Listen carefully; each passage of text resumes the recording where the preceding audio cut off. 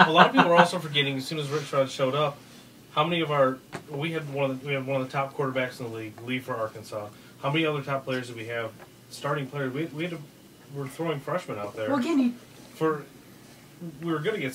Why did Ryan Mallett leave? Because he knew it was going to be a rebuilding year. And why he wanted to make them... He knew he was a top... And he knew it was going to be a spread offense. Exactly. And he wanted to go to a place where his talents were going to flourish. That sort of thing. So, okay, but how many recruits... So what is he supposed to do with when Lloyd Carr brings in one of the top talents in the league and they leave for Arkansas? Okay. I think the Ryan Mallett leaving had a lot to do with the record the first year. Okay, well, Rich Rodriguez also struck out on a number of recruits.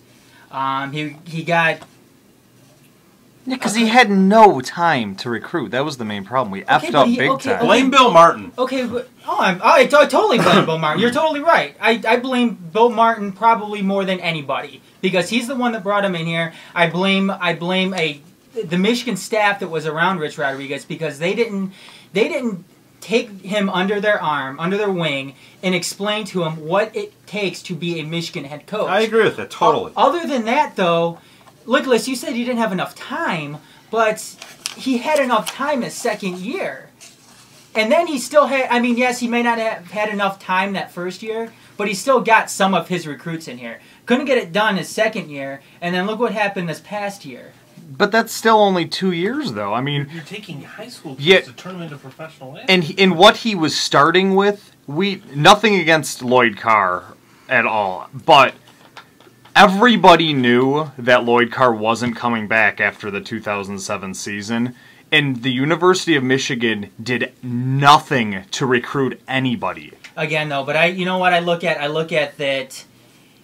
I mean, okay, I give you yes. Michigan will definitely have a down year. That was expected when Rich Rodriguez took over, and it's going to be expected again when there's another head coach brought in.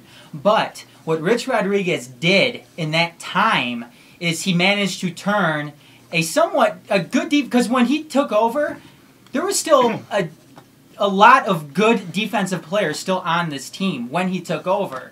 Yet he managed to take a defense that was one of the better defenses, not only in the Big Ten, but nationwide.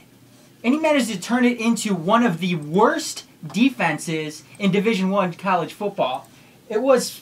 Against the pass, I think it was the worst defense. You're talking about 120 teams. And that's MAC schools, that's Conference USA schools, that's just not BCS caliber conferences. Like I said, that's Sun Belt, that's Conference USA, that's the Mountain West, that's all of those teams put together. And Michigan, a BCS school, a major conference school, is almost last, if not dead last, in total defense. To me, that is totally unacceptable for a major school who should have a leg up on other college teams because of who you are. Michigan is a huge brand name, and that alone should be able to get your foot in the door more so than an Eastern Michigan football team or a Middle Tennessee or Miami of Ohio. And to me, Rich Rodriguez, he totally struck out on all of that. He didn't do his job, not to mention when you go and listen to some of his press conference, not once did he ever come out and say, oh, well, you know what, this is my team, I'm the head coach, everything that is happening with this team now is my responsibility, and I'm going to do everything that I possibly can to turn this program around. I've heard him say that. But when? He said it right after the NCAA allegations. Most of the stuff that came out of Rich Rodriguez's mouth is, like Squirrel said before the podcast came out, oh, Vince Lombardi couldn't fix this program. I don't have time to worry about the defense. Couldn't fix this defense. I can't. I don't have time to worry about the defense. I'm spending too much time working on the offense. Not to mention how abysmal his special teams were. Once Michigan got within the 50-yard line, they had a good kicking team.